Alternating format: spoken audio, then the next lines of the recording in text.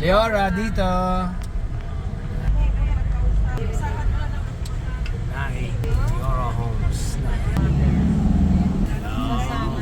Tapos yan, may ganyan na rin yan. So, andito tayo guys sa project ng Leora Homes Naik, Cavite. Yan ang model unit sa likod natin. Yan. So, ito yung main gate. Show ko sa inyo ng konti yung itsura ng bahay dito. Ang model niya is Amora.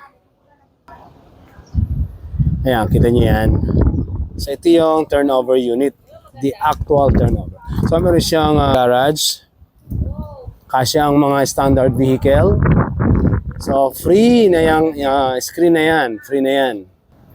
Check natin. So, bear type. As usual. Yan, bear type. So, meron siyang solar. Provided na siya dito. Area ng sala mo. Ayan, malawak. Okay. Toilet and bath. Ayan. At sa likod naman, check natin ang likod ha. Meron siyang setback. And magiging service area nyo. Yan. Nandito yung kanyang kitchen, nilagay na. At isang good thing dito sa project ng Leora, meron siyang dalawang tangke ng water. Isang para sa nawasa at isang para sa rainwater. Or fresh water and nawasa.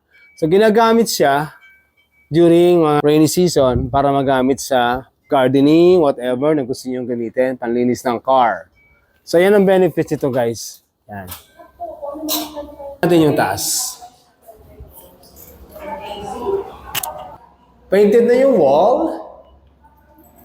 May kisame. Ayan. Ready na yung switches para dun sa kwarto na ilalagay mo. So, bare type yung flooring. So, bahala ka na kung anong gusto mong flooring na ilagay. May screen para hindi masukan ng lamok. Ito guys yung buong itsura. Okay?